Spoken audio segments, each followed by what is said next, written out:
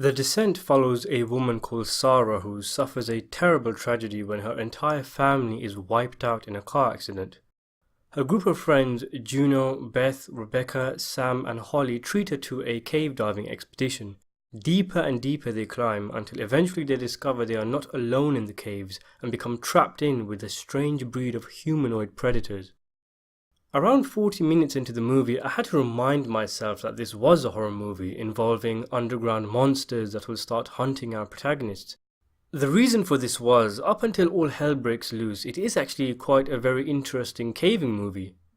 I was relieved of the usual tension you find yourself with when you begin a horror movie and was just really quite curious seeing how caving works. What equipment is involved, how experts overcome obstacles like unclimbable rocks and getting stuck, and pretty much what drives people to do such crazy stuff. The actors all did a very well enough job of convincing me that this was just a group of old friends challenging themselves physically and chasing personal and communal satisfaction.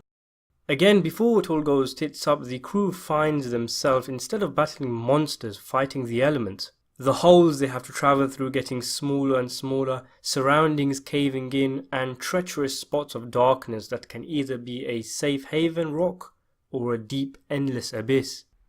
The film was very well shot in that you really do get the tight, sore feel of claustrophobia during most of the caving. It's brilliantly tense once it starts to get going and some of the characters start to see these creatures in and amongst the darkness. Once the creepy crawlers do show up though, I did feel the film lost its discipline somewhat. The in-your-face close-ups that dominated the film, giving you a tightness in your chest and an urge to breathe deeply, were replaced with standard camera work. The film also bled out a lot of tension that had been built up and essentially became really an action gore-fest. Abandoning the slow, deliberate approach and instead heading down a path full of Rambo-style beatdowns and victory poses from our protagonists if they manage to fend off the creeps, accompanied with shaky cam and spurred on by funky rock beats. It stops being scary and starts being gruesome, though there isn't really anything wrong with this. If anything, it's time to kick your feet up and enjoy all the blood and guts, because the gore is done really well. It reminds me of those old Italian zombie films from the likes of Lucio Fulci, and a lot of the hacking of body limbs and ripping into flesh was really quite satisfying. Like a lot of great films, The Descent works on a superficial level, but is also quite heavy on the symbolism. You see, it's heavily implied that one of the characters, Juno, had an affair with Sarah's husband. It was in this distracted state that he failed to concentrate on the road which led to the car accident.